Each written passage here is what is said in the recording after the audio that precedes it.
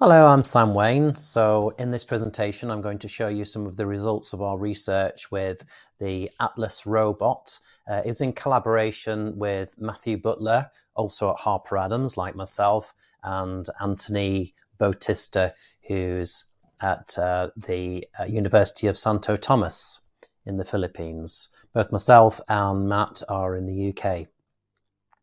So the Atlas robot, it's so named the Atlas robot because its whole ethos is to use GPS and navigation, just like an atlas map.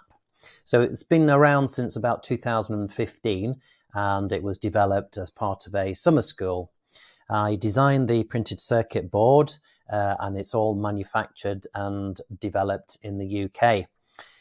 The main part of the Atlas project is the writing of libraries, which makes it very easy for students to access the software and the hardware, particularly the sensors, and to do some more in-depth calculations, for example, calculating distance using latitude and longitude GPS coordinates. It's an open source system built on the Arduino Mega. And the idea is to teach all of the essentials of robotics involving navigation, path planning, and behavior-based robotics. So many farming tasks can be accomplished by simple navigation.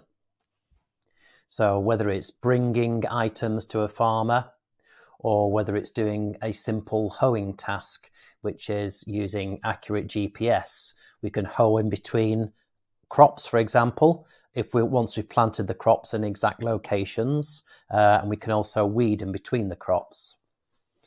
So the chassis is developed on a radio-controlled car. So the radio-controlled car chassis is fairly cheap, and we found that it's an all-terrain chassis. So rather than developing something from scratch, we use something that was tried and tested that can work in a variety of terrains and is very robust. And what we did was we removed the radio receiver from the radio-controlled car chassis, and I've developed my own printed circuit board, which has a multitude of sensors, including gyro, and tilt sensors, a radio-controlled interface, a Bluetooth transceiver, ultrasonic distance sensor. There is an option for a camera to be connected. There is also a communication between robots. There is also a battery voltage sensor, so the robot knows when it needs to be recharged. And of course, the main parts are the compass, which is set away from the motors of the robot, and the GPS. The functions have been created so they're very easy for the students to understand. So for example, to get the latitude, it's a command get lat. To read the orientation of the vehicle, it's read bearing. You can read the ultrasonic sensor with a command read distance. And then you've got software functions. So for example, if you've got two latitude and longitudes, one is your current latitude and longitude, and the other is your goal latitude and longitude, then distance to point will calculate the distance to get there. There is also a bearing to point as well, and a whole host of about 50 functions, which make it very easy for the application of robotics. So why did I build it this way? Well, we can simulate robotics, and Vex Robotics do a very useful simulator, and that's great for learning the essentials of programming. You can see the results immediately. However, robotics works in the real world, and the real world is something that you can't sense. So the real world has noise and inconsistencies and obstacles that you might never have planned for. Changing slip within the ground, for example, and different lighting conditions, etc.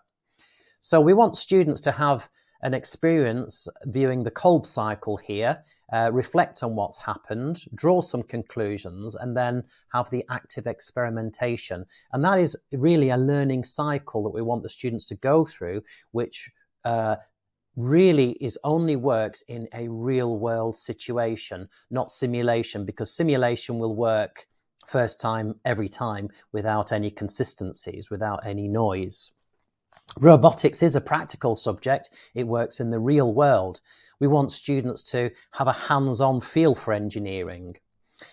We also wanted to introduce an agricultural terrain, including rain or dry land.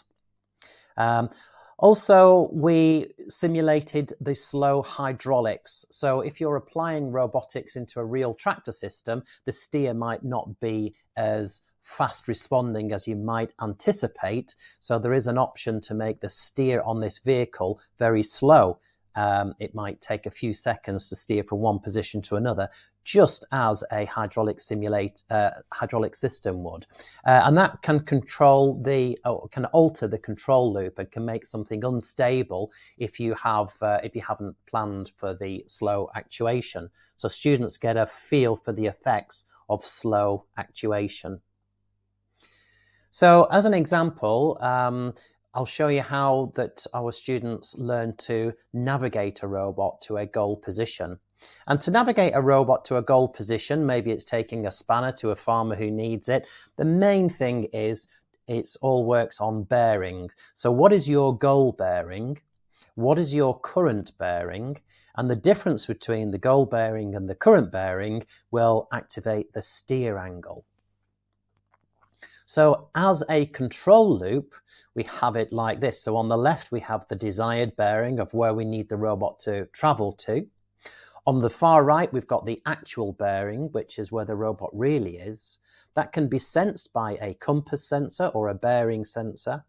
And on the left here, we have the subtractor, which takes the desired and the actual bearing and creates an error. And that error can go through a gain. It could be a gain of 1 or 10, or it could even be a PID gain, which can then go onto the steer actuator. So the steer angle is proportional to the difference between the desired and the actual bearing. And what I do is I introduce this block diagram to the students and then move on to the code. So students can then be able to apply the block diagrams from control into actual code language. And because of the use of the functions, it becomes quite apparent. So you can see an example here where you're getting the latitude and the longitude, the current location. You're reading your actual bearing using the read bearing function. You're reading the desired or calculating the desired bearing from the goal latitude and the goal longitude. You're calculating the error, the desired, which is the difference between the desired and the actual bearing. And then you're outputting a steer, which might have a gain value to it as well. You can also calculate the distance in meters from the current latitude and longitude to the goal latitude and longitude, and then make a decision on whether to drive if you're further than, let's say, 5 meters away, or to stop the vehicle. And so in the real world, GPS is not that accurate. And as you're getting closer to an object of about 5 meters, those inaccuracies become very apparent. So this graph on the bottom right shows you that the further away you are from an obstacle, the inconsistencies don't really matter. But as you get closer to the object, then the inconsistencies appear as a very large difference. So the absolute value of the robot can be very inconsistently defined because of the accuracy of the GPS. So going on the simple control loop above, we can see that the steering might start to chatter when it gets less than about 5 or 6 meters. So that's an example of a real world situation that the students can identify when they are actually doing it, actually programming the robot. And then they can learn that perhaps the control needs to be switched out. If you're closer than 5 meters away, you need to switch out the proportional control and switch in just a value that says steer straight and stop after 5 meters if you're closer than 5 meters away. So the masterclass focuses on robotics engineering, which I believe consists of these items: simple inputs and outputs, simple if logic, continuous control, and then variables, advanced sensing, so velocity sensing, interrupts, PID control, calibration, filtering, GPRS, absolute navigation and calculating distance, emotions, behavior, state programming, which really go towards path planning, and then the more advanced robot operating system, which the robot can integrate with as well. So the results are we've had some very happy students in the past. In many countries, the robots have been in use in the Philippines, in India, Canada, and the UK. And I've also allowed all of my software to be available on GitHub, and there's a QR code where you can download the functions and see pictures of the robot. Thank you.